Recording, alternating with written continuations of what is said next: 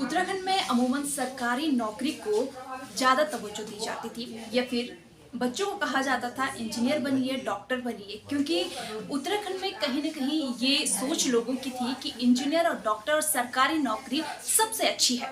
लेकिन अब उत्तराखंड के युवा जो है अपनी कलाकारी से आगे बढ़ रहे हैं और अलग अलग टैलेंट जो है वो उनके अंदर देखने को मिल रहा है। कोई सिंगिंग में आगे जा रहा है तो कोई डांस में आगे जा रहा है। वहीं आज हम आपको जिन युवा से मिलाने जा रहे हैं उनके अंदर भी एक अलग कला है जिसको उन्होंने उजागर की है और उनकी प्रतिभा से आज कई युवा प्रेरित भी हो रहे हैं। आज हम आपको मिलाएंगे मुकुंद बडोनी से, जो कि एक कला चित्रकारी में एक अनोखा प्रदर्शन वो करते हैं और एक मैं कहूँगी टैलेंट उनके अंदर है जिससे कि वो लोगों को अपनी ओर आकर्षित करते हैं, अपनी कला की ओर आकर्षित करते हैं। सर, बहुत बहुत स्वागत है आपका हिलमेल में। सबसे पहला सवाल तो यही है कि कैसे आपकी शुरुआत हुई, कहाँ से आपने शुरुआत की और कैसे आपको आपके मतलब आपके सोच में ये आया कि नहीं, मुझे चित्रकारी में ही अपना करियर देखना है। मैम, बचपन से मुझे शौक था चित्रकारी का। बहुत बार घर वालों की डांट मार भी खा रखी है कि भाई ये क्या लगा रहता है, तो हर समय पढ़ाई वढ़ाई कर ले। लेकिन पढ़ाई चलती रही 12th तक। 12th मेरा साइंस से था मैम, तो 12th जैसे कंप्लीट हुआ उसके बाद ग्रेजुएशन में मैंने पेंटिंग लिया। तो धीरे धीरे रुझान तो मेरा वैसे बचपन से ही था। जब साइंस के भी मैंने काफ़ी डायग्राम बनाए हैं 11th 12th में, जैसे बनते हैं बायोलॉजी में, तो वो रुझान तो था ही। लेकिन जब मैंने BA बैचलर ऑफ आर्ट और मास्टर ऑफ आर्ट पेंटिंग में किया तो रुझान और ज़्यादा बढ़ता गया। फिर मैं काम भी करता गया धीरे धीरे। फिर मैम वो यात्रा भी शुरू होती रही। जी, आपने कहा कि 12th में आपने साइंस ली थी। अमूमन जो देखा जाता है उत्तराखंड के पेरेंट्स में कि नहीं, साइंस लो, साइंस में ज़्यादा फ्यूचर है। तो इस पर आप क्या कहना चाहेंगे? मैम, मैं तो ये कहना चाहूँगा, देखो, साइंस हो, मैथ्स हो, कोई भी सब्जेक्ट हो, अगर आपको जिसमें इंटरेस्ट हो वही होना चाहिए। क्योंकि ऐसा नहीं, थोपने वाली बात सही नहीं रहती। क्योंकि अगर ज़बरदस्ती हम किसी को कहते हैं साइंस से कर तो लेगा, लेकिन या फिर उसके सक्सेस होने के चांस कम हो जाते हैं, या फिर बहुत मरे हुए मन से उस काम को करता है। और अगर जैसे किसी का म्यूज़िक, डांसिंग किसी में भी हो तो उसको बेहिचक और अपनी प्रतिभा को उसी के हिसाब से काम करना चाहिए और बेहिचक करना चाहिए। बिल्कुल। कलाकारी की हम यहाँ पर अगर बात करें तो कलाकारी का अभी इतना स्कोप देखा नहीं जाता है। एक तरह से हम कहें ये नया नया है उत्तराखंड के लोगों के लिए। तो आपको क्या लगता है कि इसमें फ्यूचर है?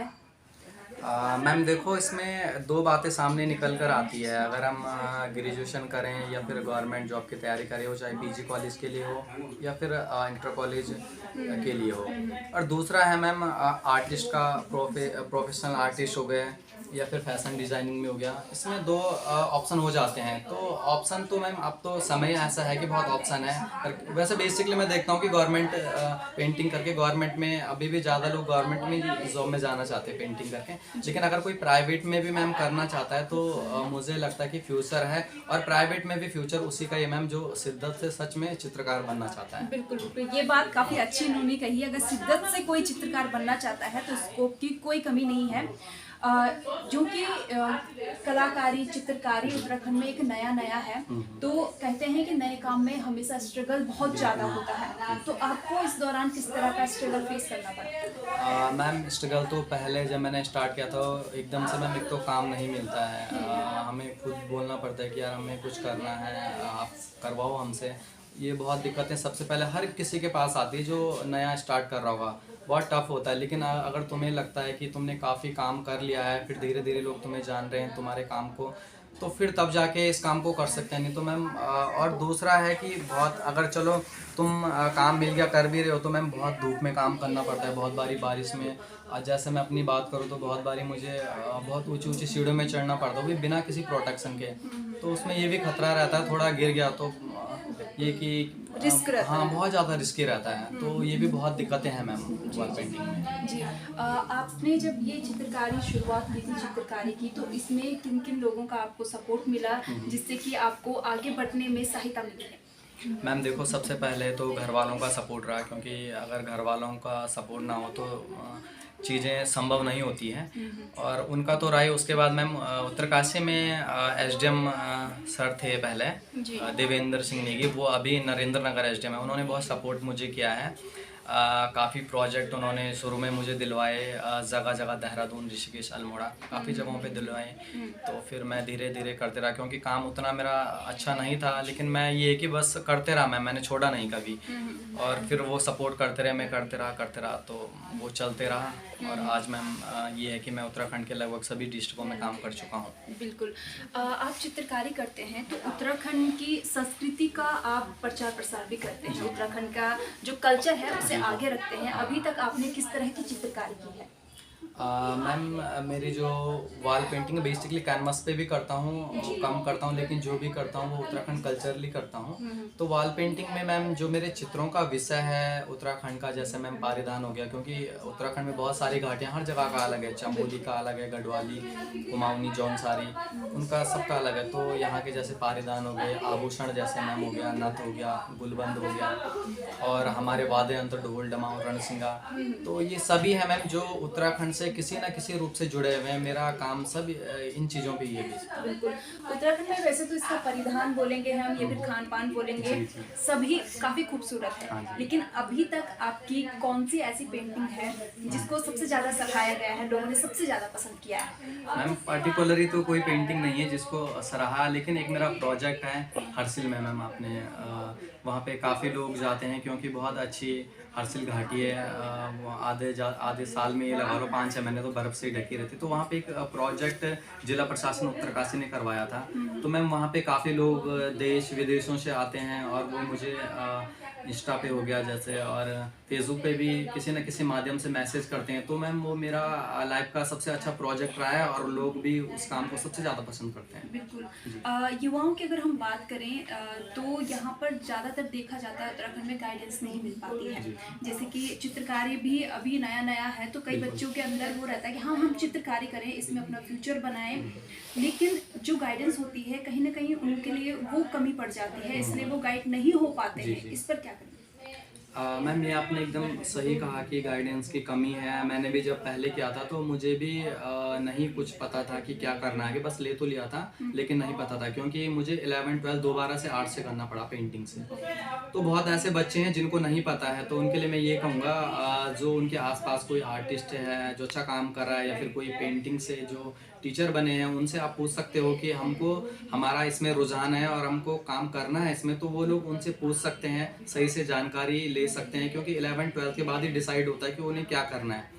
तो वो इस टाइम पे किसी से अच्छे से पूछ के अपना फ्यूचर डिसाइड कर सकते हैं। जी, आप जैसे कि आप इसमें काफ़ी मंझे हुए हो गए चित्रकारी में, तो क्या आप युवाओं के लिए कुछ करेंगे उनकी गाइडेंस के लिए, कि ताकि वो इधर उधर ना भटके, और अगर चित्रकारी में कोई अपना भविष्य बनाना चाहता है तो वो सही से गाइड हो पाए? जी। मैम हाँ, आपने सही कहा, क्योंकि मैं चाहूँगा मैम मैं आने वाले युवाओं के लिए कुछ करूँगा, लेकिन मैम अभी तो मैं नहीं बोलूँगा कि मैं कर रहा हूँ, क्योंकि मैं खुद मैम अभी संघर्ष कर रहा हूँ, क्योंकि मैं अपनी यात्रा खुद भी शुरू कर रहा हूँ। तो एकदम नहीं कह सकता कि मैं ये करूँगा, लेकिन हाँ मैम फ्यूचर में मुझे लगता है कि मेरा जब और अच्छा सेटअप हो जाएगा तो मैं युवाओं के लिए कुछ करूँगा, कि एक आर्ट गैलरी बनाऊंगा जहाँ पे मैं प्रशिक्षण उन्हें दूंगा, या फिर आगे जो कला के प्रति जिनका रुझान है, जो कुछ करना चाहते हैं पेंटिंग में, उनको मार्गदर्शन करके और उनके साथ काम करना चाहूँगा। अगर हम उत्तराखंड की संस्कृति के बारे में बात करें, आप संस्कृति को बढ़ावा देते हैं, यूथ को लेकर आप क्या सोचते हैं कि यूथ अपने कल्चर की तरफ लौट रहा है या फिर उसे भूल रहा है? मैम पूरी तरह से भूल रहा है, जिसको मैं बोलूँगा 100%, क्योंकि अब जमाना ही ऐसा आ गया है, क्योंकि अब हर कोई गांव से शहर की ओर भाग रहा है। शहर की चकाचौंध देख के गांव में तो शायद ही कोई रह रहा हो।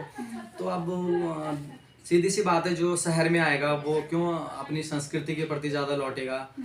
तो ये अक्सर युवाओं में है कि कम लोग इसके प्रति जागरूक या फिर रुझान है, क्योंकि मैम और हर किसी का तो पेंटिंग या फिर इन चीज़ों के प्रति वैसा भी नहीं है, क्योंकि हमारे प्रदेश में बेरोजगारी भी ऐसी है। लेकिन जो कर सकते हैं, जो युवा काम कर सकते हैं, तो मुझे लगता है कि उनको करना चाहिए, अपनी संस्कृति से शुरुआत करनी चाहिए, चाहे वो किसी भी फील्ड में हो या फिर जॉब में हो, जॉब में ना भी हो, वो अपनी संस्कृति के प्रति किसी ना किसी रूप में प्रत्यक्ष या अप्रत्यक्ष रूप में उसे काम करना चाहिए। जी जी। बेरोजगारी की आपने बात की है, लेकिन यहाँ पर अब देखा जा रहा है कि सरकार भी काफ़ी प्रोत्साहन लड़कों को कर रही है, युवाओं को कर रही है। अगर हम कुंभ मेले की बात करें तो इस दौरान कुंभ मेले में वॉल पेंटिंग सबसे अधिक देखने को मिलेगी, ताकि वो लोगों को आकर्षित कर पाए अपने पास, और इस वॉल पेंटिंग में उत्तराखंड की संस्कृति की झलक भी देखने को मिलेगी। तो आपको क्या लगता है? हाँ मैम, कुंभ में आपने सही कहा था, क्योंकि कुंभ तो ऐसा है नहीं कि उत्तराखंड के लोग ही आएंगे, पूरे भारतवर्ष के वहाँ पे लोग आए हैं। और वहाँ पे जो पेंटिंग देखा है हमने, ऋषि मुनियों की पेंटिंग, गंगा अवतरण से संबंधित जो थीम वहाँ पे थी, और वो किसी न किसी रूप में मैम उत्तराखंड से जुड़ी हुई थी। उत्तराखंड को आध्यात्म से जोड़ा गया था, और बाहर से बहुत सारे लोग आए जो उसको देख के आकर्षित होते थे और यहाँ के बारे में जानते थे कि हाँ ये देवभूमि है और यहीं पे ये सब देखने को मिल सकता है। तो ये बहुत अच्छा कॉन्सेप्ट था कुंभ का वॉल पेंटिंग का, और बहुत सारे लोगों को पसंद भी आया। जी। सरकार से आप कुछ उम्मीद रखते हैं कि चित्रकारों के लिए कुछ करे सरकार? मैम, उम्मीद तो हर किसी को होती है अपने फील्ड में। मुझे भी ऐसी उम्मीद है कि सरकार कुछ ऐसे प्रोजेक्ट्स लाएं मैम, जो उत्तराखंड की खूबसूरत जगहें हैं या फिर कुछ ऐसी जगहें हैं जहाँ पे इस तरीके का काम होना चाहिए। क्योंकि मैम कहीं ना कहीं अगर हम काम करेंगे तो हम जैसे कई युवाओं को रोज़गार मिलेगा, पहली बात। दूसरा, उत्तराखंड पर्यटन की दृष्टि से भी सबसे अहम राज्य माना जाता है। तो पर्यटन, जैसे लोग बाहर से आएंगे, वहाँ की खूबसूरती, अगर वॉल पेंटिंगें बनी होगी तो वहाँ पे और ज़्यादा उसमें सोने पे सुहागा वाली बात होगी, लोग आकर्षित होंगे और पर्यटन को भी इससे और ज़्यादा बढ़ावा मिल सकता है। जी जी। मेरा अंतिम सवाल ये है कि उत्तराखंड के जो परिजन होते हैं, बच्चों के जो परिजन होते हैं, जो कि अधिकतर सोचते हैं कि चित्रकारी में कोई भविष्य नहीं है, एक तो उनके लिए आप क्या संदेश देना चाहेंगे? और दूसरी बात आपने कही है कि युवा जो है अपनी संस्कृति से धीरे धीरे हटते जा रहे हैं, तो उन युवाओं को आप क्या संदेश देना चाहेंगे? बात परिजनों की करूँ मैम, तो मुझे लगता है कि जो हमें देख भी रहेंगे उनको ये बोलूँगा कि अपने बच्चों को सपोर्ट करें, खासकर जो चित्र बनाते हैं। वो चाहे आप उनको उस विषय को दें, अब वो डिपेंड उस पे है कि वो सरकारी में जाना चाहता है या फिर फ्रीलांस चित्रकार बनना चाहता है, लेकिन उसको पूरा समय दें कि वो अपने काम के प्रति ध्यान केंद्रित करें। और दूसरा मैम, बात करूँ मैं अपने कल्चर की, तो मुझे लगता है कि संस्कृति, जैसे मैं पहले भी मैंने कहा है कि प्रत्यक्ष या अप्रत्यक्ष रूप से जिससे जितना हो सकता है मैम अपनी संस्कृति के प्रति लौटें, अपनी चीज़ों को जानें। हमारे त्यौहार होते हैं, खान पान, पहनावा, जितना हो सकता है उसकी तरफ हमको जाना चाहिए। मैं ये नहीं कहूँगा कि पूरी तरह से, लेकिन जिससे जितना हो सकता है वो कर सकता है मैम, और करना भी चाहिए युवा पीढ़ियों को। धन्यवाद सर। Thank you. तो हमारे साथ मौजूद थे आज बातचीत में मुकुल बडोनी जी, जो कि एक कलाकार हैं, और इसी में उन्होंने उत्तराखंड के जो युवा हैं उनको एक नई सीख दी है कि चित्रकारी में भी भविष्य है और इसमें भी आप अपना करियर बना सकते हैं। फिलहाल हिलमेल में इतना ही। बने रहिए हिलमेल के साथ। नमस्कार।